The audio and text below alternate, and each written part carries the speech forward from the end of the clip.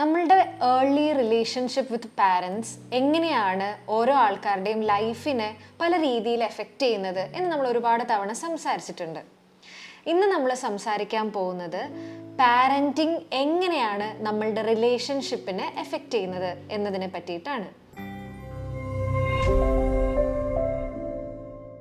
ഞാൻ Mubashira Rahman, chief psychologist. ഒപ്പം നമ്മളുടെ പാരൻറ്റിങ് ഇല്ലെങ്കിൽ നമ്മളുടെ കെയർ ടേക്കേഴ്സ് ആയിട്ടുള്ള ഏർലി റിലേഷൻഷിപ്പ് എന്ന് പറയുന്നത് നമ്മളുടെ ഫ്യൂച്ചർ റിലേഷൻഷിപ്പിനെ ഒരുപാട് ഡിപ്പെൻഡ് ചെയ്തിരിക്കുന്ന ഒരു കാര്യമാണ്. നമ്മളുടെ ബോണ്ടിങ്ങിനെ, നമ്മുടെ റിലേഷൻഷിപ്പ് സ്റ്റൈലിനെ, റിലേഷൻഷിപ്പ് പാറ്റേണിനെ, അറ്റാച്ച്മെൻറ്റിനെ, ഇങ്ങനെയൊക്കെയുള്ള സംഭവങ്ങളെ ഒരുപാട് രീതിയിൽ പോസിറ്റീവായിട്ടും നെഗറ്റീവായിട്ടും ഇതൊക്കെ എഫക്റ്റ് ചെയ്യുന്നുണ്ട്. അപ്പം നമ്മൾ ഇന്ന് അറ്റാച്ച്മെൻറ്റ് തിയറീനെ പറ്റിയിട്ടാണ് സംസാരിക്കുന്നത്. ഏതൊക്കെ രീതിയിലുള്ള അറ്റാച്ച്മെൻറ്റുകളുണ്ട്, അതിൽ ഏത് ഗണത്തിലാണ് നമ്മൾ പെടുന്നത് എന്നൊക്കെ നമുക്കും അനലൈസ് ചെയ്യാൻ പറ്റുവാണെങ്കിൽ അതാണ് ഈ വീഡിയോയിൽ മെയിനായിട്ട് നമ്മൾ ഡിസ്കസ് ചെയ്യുന്നതും. നമ്മളുടെ പാരൻസുമായിട്ട് ഇല്ലെങ്കിൽ പ്രൈമറി കെയർ ടേക്കേഴ്സ് ആയിട്ടുള്ള അറ്റാച്ച്മെൻറ്റ് നമുക്ക് നമ്മളുടെ പെർസ്പെക്റ്റീവിൽ ഒരുപാട് ഡിഫറൻസസ് ഉണ്ടാക്കുന്നുണ്ട്. മെയിനായിട്ട് ഡിഫറൻസ് ഉണ്ടാക്കുന്നത് 3 രീതിയിലുള്ള കാര്യങ്ങളിലാണ്. ഒന്ന്, നമ്മളെങ്ങനെ നമ്മളെ കാണുന്നു എന്നുള്ള രീതിയിൽ. രണ്ടാമത്തത്, നമ്മളെങ്ങനെ മറ്റുള്ളവരെ കാണുന്നു എന്നുള്ള രീതിയിൽ. മൂന്നാമത്തത്, നമ്മളെങ്ങനെ നമ്മളെയും മറ്റുള്ളവരെയും തമ്മിൽ കണക്ട് ചെയ്യുന്ന ബന്ധങ്ങളെ നമ്മൾ എങ്ങനെയാണ് നോക്കിക്കാണുന്നത്. ഇത് 3ഉം ഡിപ്പെൻഡ് ചെയ്തിരിക്കുന്നത് ഈ പറഞ്ഞ പോലെയുള്ള ഏർലി അറ്റാച്ച്മെൻറ്റ് തന്നെയാണ്. ഈ പ്രൈമറി കെയർ ടേക്കേഴ്സ് ആയിട്ടുള്ള അറ്റാച്ച്മെൻറ്റിൻ്റെ ബേസിസിൽ 4 രീതിയിലുള്ള അറ്റാച്ച്മെൻറ്റ് സ്റ്റൈലുകൾ ഒരു മനുഷ്യൽ കാണപ്പെടുന്നു എന്നുള്ളതാണ് പഠനങ്ങൾ പറയുന്നത്. അതിൽ ഏറ്റവും ആദ്യത്തേതാണ് സെക്യൂർഡ് അറ്റാച്ച്മെൻറ്റ് സ്റ്റൈൽ എന്ന് പറയുന്നത്. എന്താണ് ഈ സെക്യൂർഡ് അറ്റാച്ച്മെൻറ്റ് സ്റ്റൈൽ?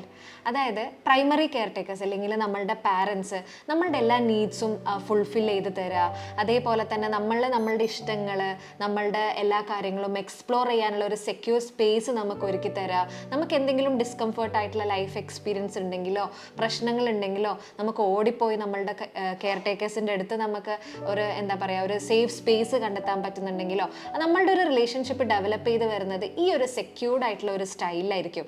അതായത് നമ്മളെ തന്നെ കാണുന്നത് ഓക്കെ, ഞാനൊരു ട്രസ്റ്റ് വേർത്തി ആയിട്ടുള്ള ഒരു പേഴ്സണാണ്.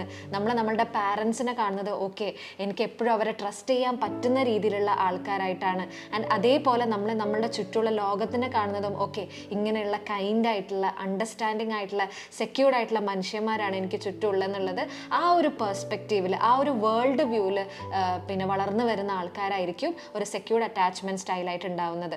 അവരുടെ ഒരു റിലേഷൻഷിപ്പിൽ എന്തെങ്കിലും പ്രശ്നങ്ങൾ ഉണ്ടായാൽ തന്നെ അതിനെ പെട്ടെന്ന് മാനേജ് ചെയ്യാനും ആ കോൺഫ്ലിക്റ്റുകളിൽ നിന്ന് ഒളിച്ചോടി പോവാതെ അതിനനുസരിച്ചിട്ട് എങ്ങനെ അത് റിസോൾവ് ചെയ്യാം എന്നൊക്കെ നോക്കുന്ന ആൾക്കാർ തന്നെയാണ്. ഒരു റിലേഷൻഷിപ്പ് ബ്രേക്കപ്പ് ഉണ്ടായാൽ തന്നെ ഓക്കെ, ഇതെനിക്ക് ഫിറ്റ് ആവാത്ത റിലേഷൻഷിപ്പ് ആയതുകൊണ്ടായിരിക്കാം, എന്താണ് എൻ്റെ നെക്സ്റ്റ് റിലേഷൻഷിപ്പിൽ പോകുമ്പോൾ എന്തൊക്കെ കാര്യങ്ങളാണ് ഞാൻ ശ്രദ്ധിക്കേണ്ടത്, ഇങ്ങനെയൊക്കെയുള്ള രീതിയിൽ ഒരു ഒരു സെക്യൂർഡ് ആയിട്ടുള്ള സേഫ് ആയിട്ടുള്ള ഒരു വേൾഡ് വ്യൂ ആയിട്ട് പോകുന്ന ആൾക്കാരാണ് ഈ ആദ്യത്തെ ടൈപ്പ് ഓഫ് അറ്റാച്ച്മെൻറ്റ് സ്റ്റൈലുള്ള ആൾക്കാർ. രണ്ടാമത്തെ ടൈപ്പ് ഓഫ് അറ്റാച്ച്മെൻറ്റ് എന്ന് പറയുന്നത് ഇൻസെക്യൂർ അറ്റാച്ച്മെൻ്റ് ആണ്. അതായത് നമ്മളുടെ പ്രൈമറി കെയർ ടേക്കേഴ്സോ നമ്മളുടെ പാരൻസോ നമ്മളുടെ നീഡ്സ് കംപ്ലീറ്റ്ലി സാറ്റിസ്ഫൈ ചെയ്യുന്നില്ല. നമ്മൾ ചില സമയത്ത് അവർ നമ്മളോട് ഭയങ്കര സ്നേഹം കാണിക്കും, പെട്ടെന്ന് നമ്മളോട് ഭയങ്കര ദേഷ്യപ്പെടുക, സെയിം ചെയ്ത കാര്യത്തിന് ചിലപ്പോൾ ഭയങ്കരമായിട്ട് നമ്മളെ അപ്രിഷ്യേറ്റ് ചെയ്തിട്ടുണ്ടാവും, ചിലപ്പോൾ പിന്നീട് നമ്മളോട് ഭയങ്കര ദേഷ്യത്തിലായിരിക്കും സംസാരിച്ചിട്ടുണ്ടാവുക. ചിലപ്പോൾ എന്തെങ്കിലും ഇൽനെസ് കാരണം, അതായത് അസുഖങ്ങൾ കാരണം കറക്റ്റായിട്ട് നീഡ്സ് സാറ്റിസ്ഫൈ ചെയ്ത് കൊടുക്കാനും അവർക്ക് അറ്റൻഷൻ കൊടുക്കാൻ പറ്റാതിരിക്കുക, ഇല്ലെങ്കിൽ പാർട്ട്നേഴ്സ് തമ്മിൽ, അതായത് അച്ഛനും അമ്മയും തമ്മിൽ എന്തെങ്കിലും പ്രശ്നങ്ങളുള്ള ഒരു ഫാമിലി ലൈഫിലുള്ള അപ്ബ്രിങ്ങിങ് ഒക്കെ ഉണ്ടാവുന്ന ആൾക്കാർക്ക് അവർക്ക് ഭയങ്കര ഇൻസെക്യൂർ ആയിട്ടായിരിക്കും അവർ വളർന്നു വരുന്നുണ്ടാവുന്നത്. അതായത് അവർക്ക് അറിയാം, അതായത് ഞാൻ ഈ പാരൻസ് എൻ്റെ അടുത്ത് നിന്ന് പോയി കഴിഞ്ഞാൽ എൻ്റെ അടുത്തേക്ക് തന്നെ തിരിച്ചു വരുമോ എന്നുള്ള സംശയമായിരിക്കും അവർക്ക് എപ്പോഴും ഉണ്ടാവുക. അതുകൊണ്ട് തന്നെ ഭയങ്കര ക്ലിങ്ങി ആയിട്ടായിരിക്കും ഇവരുണ്ടാവുന്നത്. ഭയങ്കര ഇൻസെക്യൂരിറ്റി ഫീലിംഗ് ആയിരിക്കും, എൻ്റെ അടുത്ത് വരില്ലേ, എന്നെ വിട്ടു പോവോ, ഇങ്ങനെയുള്ളൊരു ടൈപ്പ് ഓഫ് ടെൻഷൻ എപ്പോഴും ഈ കുട്ടിക്ക് എപ്പോഴും ഉണ്ടാവും. അതുകൊണ്ട് തന്നെ ഒരു സെൻസ് ഓഫ് സെക്യൂരിറ്റി അവർക്ക് ചൈൽഡ്ഹുഡ് മുതലേ ഫീൽ ചെയ്യില്ല. അപ്പോൾ അവരെ തന്നെ കാണുന്നത് ഓക്കെ, ഞാനൊരു സേഫ് ആയിട്ടുള്ള ഒരാളല്ല, ഇല്ലെങ്കിൽ ഞാൻ ട്രസ്റ്റ് വേർത്തി ആയിട്ടുള്ള ഒരാളല്ല, എൻ്റെ പാരൻസ് എന്ന് പറയുന്നതും എനിക്ക് പെട്ടെന്നൊന്നും അങ്ങനെ ട്രസ്റ്റ് ചെയ്യാൻ പറ്റുന്ന ഒരു സെക്യൂർഡായിട്ട് ഫീൽ ചെയ്യാൻ പറ്റുന്ന ഒരു സ്പേസ് അല്ല. അവർ ഇങ്ങനെയുള്ള ചിന്താഗതിയുള്ള ആൾക്കാർ അവരുടെ ചുറ്റുമുള്ള വേൾഡിനെ കാണുന്നതും അതേപോലെ തന്നെ ആയിരിക്കും. എനിക്ക് എല്ലാവരെയും ലീൻ ചെയ്യാൻ പറ്റില്ല, ഇല്ലെങ്കിൽ ഒന്നെങ്കിൽ ഭയങ്കരമായിട്ട് അമിതമായിട്ട് ഇമോഷണലി ഡിപ്പെൻഡൻ്റ് ആവുന്ന ആൾക്കാരൊക്കെ കണ്ടിട്ടില്ലേ, അവരൊക്കെ ഈ ഒരു type of attachment attachment style keep ചെയ്യുന്ന ആൾക്കാരാണ് പലപ്പോഴും. ഈ ഒരു അറ്റാച്ച്മെൻറ്റ് സ്റ്റൈലുള്ള ആൾക്കാർ തന്നെ റിലേഷൻഷിപ്പിലേക്ക് വരുമ്പോഴോ എപ്പോഴും ചിലപ്പോൾ ഒന്നെങ്കിൽ പാരനോടാവാം, ലൈക്ക് ഇവർ വിട്ടുപോവോ, എന്നെ ഉപേക്ഷിച്ച് പോവോ എന്നുള്ള ആ ഒരു അബാൻമെൻറ്റ് ഇഷ്യൂസ് കീപ്പ് ചെയ്യുന്ന ആൾക്കാരായിരിക്കാം. ചിലപ്പോൾ ഒരു മെസ്സേജ് കണ്ടിട്ടില്ലെങ്കിൽ, ഇല്ലെങ്കിൽ ഒരു കോള് കണ്ടിട്ടില്ലെങ്കിൽ അത് വലിയൊരു പ്രശ്നത്തിലേക്ക്, ഇല്ലെങ്കിൽ എപ്പോഴും എൻ്റെ അടുത്ത് വേണം എന്നുള്ള ഓവർ ഇമോഷണൽ ഡിപ്പെൻഡൻ്റ് ആവുക, എൻ്റെ ഹാപ്പിനെസ്സിൻ്റെയും സമാധാനത്തിൻ്റെ സോഴ്സ് എൻ്റെ പാർട്ട്ണർ മാത്രമാണെന്നുള്ള രീതിയിൽ ആ ഒരു ഓവർ ബേർഡൻഡ് സാധനം ഉണ്ടാവുക. ഇങ്ങനെയൊക്കെ ഉണ്ടാകുമ്പോൾ നമ്മൾ മനസ്സിലാക്കുക, ഓക്കെ ദിസ് ഈസ് ഒരു ഇൻസെക്യൂർഡ് ആയിട്ടുള്ള ഒരു റിലേഷൻഷിപ്പാണ്, നമ്മൾ അതിൽ വർക്ക് ചെയ്യേണ്ടതായിട്ടുണ്ട് എന്നുള്ളത്. ഇനി മൂന്നാമത്തെ ഒരു ടൈപ്പ് ഓഫ് അറ്റാച്ച്മെൻറ്റ് സ്റ്റൈൽ എന്ന് പറയുന്നത് അവോയ്ഡൻറ്റ് അറ്റാച്ച്മെൻറ്റ് സ്റ്റൈലാണ്.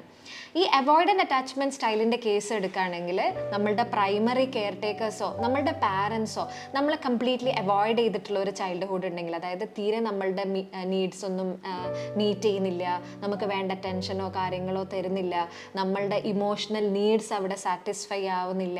അപ്പോൾ അങ്ങനെയുള്ള ആൾക്കാർ എപ്പോഴും സ്വയം എല്ലാ കാര്യങ്ങളും ചെയ്യുക, അതായത് നമുക്ക് നമ്മളുടെ നീഡ്സ് സാറ്റിസ്ഫൈ ചെയ്യണമല്ലോ. അപ്പോൾ നമ്മൾ തന്നെ ഹെൽപ്പ് ചെയ്യും, നമ്മൾ എന്തെങ്കിലും സങ്കടത്തിലായി കഴിഞ്ഞാൽ നമ്മൾ തന്നെ അതിനെങ്ങനെയെങ്കിലും മേക്കപ്പ് ചെയ്തെടുക്കാൻ നോക്കും. അപ്പോൾ എപ്പോഴും ഒരു എന്താ പറയുക, ഭയങ്കരമായിട്ടുള്ള ഒരു ഹൈപ്പർ ഇൻഡിപെൻഡൻസിലൂടെ വളർന്നു വരുന്ന കുട്ടികളായിരിക്കും ഇങ്ങനെയുള്ള കുട്ടികൾ. അവർ കാണുന്നത് ഓക്കെ ഞാനല്ലാതെ എൻ്റെ പ്രശ്നങ്ങളെ പരിഹരിക്കാൻ ഈ ലോകത്ത് ഒരാൾക്കും പറ്റില്ല, അങ്ങനെയുള്ള ഒരു ടോക്സിക് ഇൻഡിപെൻഡൻസിലൂടെ വളർന്നു വരുന്ന കുട്ടികളായിരിക്കും ഇങ്ങനെയുള്ള ആൾക്കാർ.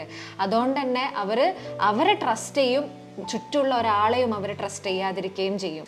ഇത്തരത്തിലുള്ള ഒരു അറ്റാച്ച്മെൻറ്റ് സ്റ്റൈല് പൊസസ് ചെയ്യുന്ന ആൾക്കാരെ വിചാരിക്കുന്നത് ഓക്കെ എനിക്ക് ഒരു റിലേഷൻഷിപ്പും പറ്റില്ല, ഞാൻ റിലേഷൻഷിപ്പിലായി കഴിഞ്ഞാൽ ഞാൻ തന്നെ എല്ലാം ഏറ്റെടുത്ത് ചെയ്യേണ്ടി വരും, എല്ലാത്തിനും ഞാൻ തന്നെ റെസ്പോൺസിബിൾ ആവേണ്ടി വരും എന്നുള്ള രീതിയിലുള്ള ഒരു തോട്ട് പൊസസ് ചെയ്യുന്ന ആൾക്കാർ ഹൈപ്പർ ഇൻഡിപെൻഡൻ്റ് ആയിട്ട് നിൽക്കുന്ന ആൾക്കാരാണ്.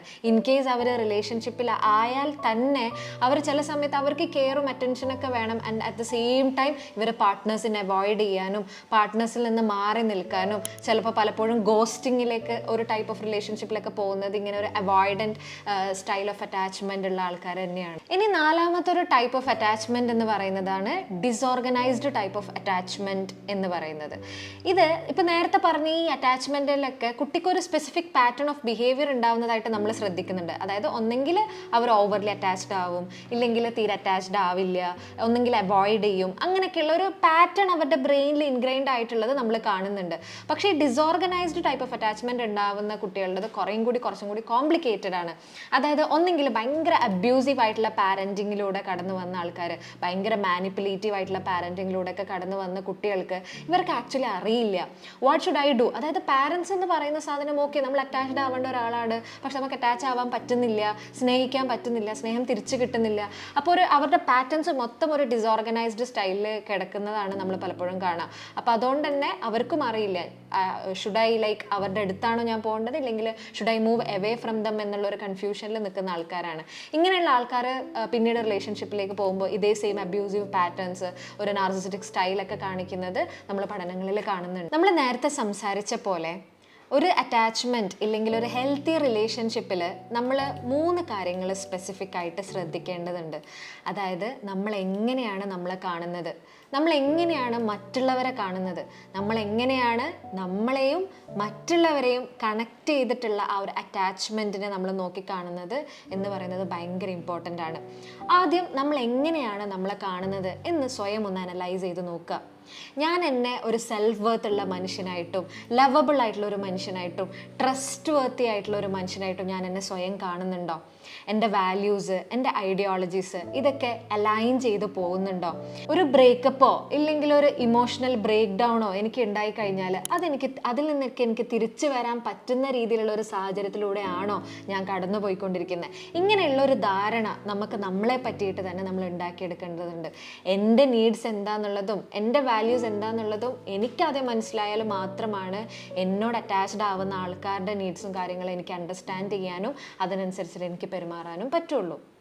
ആൻഡ് രണ്ടാമത്തെ ടൈപ്പ് ഓഫ് സംഭവം, അതായത് നമ്മൾ എങ്ങനെ മറ്റുള്ളവരെ കാണുന്നു എന്നുള്ളത്. ഞാൻ എൻ്റെ അടുത്തുള്ള ആൾക്കാരെ ഞാൻ ട്രസ്റ്റ് വേർത്തി ആയിട്ടുള്ള ആൾക്കാരായിട്ടാണോ കാണുന്നത്? എനിക്ക് ഓടിപ്പോയി സമാധാനം കണ്ടെത്താൻ പറ്റുന്ന സ്പേസിൽ എനിക്ക് പ്രൊവൈഡ് ചെയ്യുന്ന ആൾക്കാരായിട്ടാണോ ഞാൻ അവരെ കാണുന്നത്? ഈ പറഞ്ഞ പോലെ തന്നെ എൻ്റെ വാല്യൂസായിട്ട് അലൈൻ ചെയ്ത് പോകുന്ന ആൾക്കാരായിട്ടാണോ കാണുന്നത്? എപ്പോഴും ഒരാൾ അടുത്തുണ്ടാവുന്ന സമയത്ത് നമുക്ക് എനർജി കിട്ടുന്നത് പോലെയാണോ ഫീൽ ചെയ്യുന്നത്, ഇല്ലെങ്കിൽ എൻ്റെ എനർജി ഡ്രെയിൻഡ് ഔട്ട് ആയിട്ട് പോകുന്ന പോലെയാണോ ഫീൽ ചെയ്യുന്നത്? ഇങ്ങനെയുള്ള കാര്യങ്ങൾ നിങ്ങളൊന്ന് അനലൈസ് ചെയ്ത് നോക്കുക. ഇനി മൂന്നാമത്തെ കാര്യം, അതായത് നമ്മളും നമ്മളെ കണക്ട് ചെയ്ത് വെക്കുന്ന ആൾക്കാരും തമ്മിലുള്ള അറ്റാച്ച്മെൻറ്റ് ഒരു വയറായിട്ട് കാണാം. അതായത് എന്നെയും അയാളെയും കണക്ട് ചെയ്ത് വെക്കുന്ന ഒരു വയറ്. ഈ വയർ എന്ന് പറയുന്നത് ഒരു സെക്യൂർഡ് ആയിട്ടുള്ള, ഷോക്ക് ഫ്രീ ആയിട്ടുള്ള ഒരു വയറാണോ, അല്ലെങ്കിൽ സ്റ്റേബിൾ ആയിട്ടുള്ള ഒരു സംഭവമാണോ എന്നുള്ളതൊന്ന് സ്വയം അനലൈസ് ചെയ്യാൻ നോക്കുക. ഈ റിലേഷൻഷിപ്പിൽ ഉണ്ടാകുമ്പോൾ കണ്ടിന്യൂസ്ലി ഓപ്പോസിറ്റുള്ള ആളെ അവോയ്ഡ് ചെയ്യുന്ന പോലെ, നമുക്ക് എത്ര കിട്ടിയാലും ആ ഒരു എംപ്റ്റിനെസ് ഫില്ലാവാത്ത പോലെ, അങ്ങനെ എന്തെങ്കിലും ഒരു തോട്ട് നിങ്ങൾക്ക് വരുന്നുണ്ടോ? ഞാൻ എപ്പോഴും സ്നേഹിക്കപ്പെടാൻ അർഹതയില്ലാത്ത, ഇല്ലെങ്കിൽ എനിക്ക് സ്നേഹം കൊടുക്കാൻ പറ്റുന്നില്ല എന്നുള്ളൊരു തോന്നലുള്ള ഒരു റിലേഷൻഷിപ്പിലാണോ നിങ്ങൾ ഇരുന്നുകൊണ്ടിരിക്കുന്നുള്ളത്? നമ്മളുടെ റിലേഷൻഷിപ്പ് എന്ന് പറയുന്നത് നമ്മളുടെ പരസ്പരമുള്ള ഒരു സെൻസ് ഓഫ് സെൽഫിനെ ബൂസ്റ്റ് ചെയ്യുന്നുള്ള സാധനമാണോ, ഇല്ലെങ്കിൽ നമ്മളുടെ സെൽഫ് ഐഡൻറ്റിറ്റീനെ തന്നെ ഇല്ലാണ്ടാക്കുന്നുള്ള രീതിയിലുള്ള ഒരു റിലേഷൻഷിപ്പിൽ എക്സിസ്റ്റ് ചെയ്യുന്ന ആൾക്കാരാണോ നമ്മൾ എന്നുള്ളത് നമ്മൾ സ്വയം അനലൈസ് ചെയ്യാൻ നോക്കുക. ഇപ്പോൾ ഈ പറഞ്ഞ കാര്യങ്ങളൊക്കെ നമുക്ക് മനസ്സിലാവും, ഓക്കെ ഞാൻ ഇങ്ങനെയുള്ളത് ടൈപ്പ് ഓഫ് സാധനമാണല്ലോ എനിക്കുള്ളത്, അങ്ങനെ നമുക്ക് പലപ്പോഴും തോന്നും. അപ്പോൾ നമുക്ക് ചിലപ്പോൾ നമ്മളുടെ കോൺഫ്ലിക്റ്റുകൾ എവിടെ നിന്നാണ് വരുന്നത്, എവിടെ നിന്നാണ് ഇതിൻ്റെ റൂട്ട് കോസ് എന്നുള്ളത് പലപ്പോഴും നമുക്ക് മനസ്സിലാക്കാൻ പറ്റും. ഒരു റിലേഷൻഷിപ്പ് കംപ്ലീറ്റ്ലി സെറ്റിൽ ചെയ്യുന്നത് ഇത്തരം അറ്റാച്ച്മെൻറ്റ് സ്റ്റൈലിൽ മാത്രമാണോ എന്ന് ചോദിച്ചു കഴിഞ്ഞാൽ നമുക്ക് പറയാൻ പറ്റില്ല. ഒരുപാട് ഫാക്ടേഴ്സ് ഉണ്ട്. അതിൽ ഒരു ഇമ്പോർട്ടൻ്റ് ആയിട്ടുള്ള ഫാക്ടറാണ്, നമ്മൾ ഡിനൈ ചെയ്യാൻ പറ്റാത്തൊരു ഇമ്പോർട്ടൻസ് ഇതിന് ഉണ്ട് എന്നുള്ള കാര്യം നമ്മൾ മനസ്സിലാക്കണം. അപ്പോൾ നിങ്ങൾ ഒരിക്കലും ഒരു എന്താ പറയുക ഇൻസെക്യൂർ ആയിട്ടുള്ള അറ്റാച്ച്മെൻ്റ് ഉള്ള ആൾ, ഇല്ലെങ്കിൽ എന്താ പറയുക ഡിസോർഗനൈസ്ഡ് ഉള്ള അറ്റാച്ച്മെൻ്റ് ഉള്ള ആൾക്കാർ ഒരിക്കലും ഒരു സെക്യൂരിറ്റി ഫീൽ ചെയ്യില്ല എന്ന് ചോദിച്ചു കഴിഞ്ഞാൽ അങ്ങനെയൊന്നുമില്ല.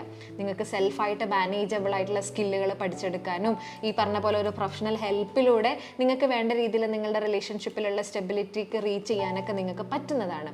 അപ്പോൾ നിങ്ങൾക്ക് ഫീൽ ചെയ്യാണ്, ഓക്കെ ഞാൻ ഹെൽപ്പ് സീക്ക് ചെയ്യേണ്ടതായിട്ടുള്ള കുറച്ച് കാര്യങ്ങളുണ്ട്, ഇല്ലെങ്കിൽ ഇപ്പോഴും എൻ്റെ ഉള്ളിൽ ഇൻഗ്രെയിൻഡ് ആയിട്ടുള്ള റൂട്ട് കോസിൽ കുറേ ട്രോമറ്റൈസിങ് ആയിട്ടുള്ള കാര്യങ്ങൾ കാരണം എൻ്റെ റിലേഷൻഷിപ്പിൽ ഇപ്പോഴും ഇൻസ്റ്റെബിലിറ്റി ഒക്കെ ഫീൽ ചെയ്യുന്നുണ്ടെങ്കിൽ യു ഷുഡ് സീക്ക് ഒരു പ്രൊഫഷണൽ ഹെൽപ്പ് എന്തായാലും. അപ്പോൾ ഇങ്ങനെയുള്ള പ്രശ്നങ്ങൾ നേരിടുന്നുണ്ടെങ്കിൽ, ഇതുപോലുള്ള ഒരുപാട് ആൾക്കാരെ നമ്മൾ ഹാൻഡിൽ ചെയ്യുന്നുണ്ട്, ഇതുപോലുള്ള ആൾക്കാരെ നമ്മളടുത്ത് ഹെൽപ്പ് സീക്ക് ചെയ്യുന്നുണ്ട്, ഈ പറഞ്ഞ കാര്യങ്ങളായിട്ട് നിങ്ങൾക്ക് റിലേറ്റ് ചെയ്യാൻ പറ്റുന്നുണ്ടെങ്കിൽ ഈ വീഡിയോ ഷെയർ ചെയ്യുമല്ലോ. ഈ പറഞ്ഞ കാര്യങ്ങളിൽ നിങ്ങളുടെ എക്സ്പീരിയൻസസ്, കാര്യങ്ങൾ നിങ്ങളുടെ ചുറ്റുമുള്ള ആൾക്കാരിൽ നിങ്ങൾ കണ്ടതും അറിഞ്ഞതുമായിട്ടുള്ള കാര്യങ്ങൾ കമൻസുകളായിട്ട് നമ്മളെ അറിയിക്കുമല്ലോ. അപ്പോൾ മെൻ്റൽ ഹെൽത്തുമായിട്ട് റിലേറ്റ് ചെയ്തിട്ടുള്ള ഹെൽപ്പ് സീക്ക് ചെയ്യാൻ വേണ്ടിയിട്ട് 24/7 ഒപ്പം പ്ലാറ്റ്ഫോം തയ്യാറാണ്. അപ്പോൾ താഴെ കാണുന്ന നമ്പറിൽ കോൺടാക്റ്റ് ചെയ്ത് കഴിഞ്ഞാൽ ഏത് സമയത്തും നമ്മളുടെ ഹെൽപ്പ് നിങ്ങൾക്ക് സീക്ക് ചെയ്യാവുന്നതാണ്. അപ്പോൾ അടുത്ത വീഡിയോ ഇതേപോലെയുള്ള ഇൻഫോർമേറ്റീവ് കണ്ടൻസ് ആയിട്ട് കാണുന്നത് വരെ ടേക്ക് കെയർ, ബൈ.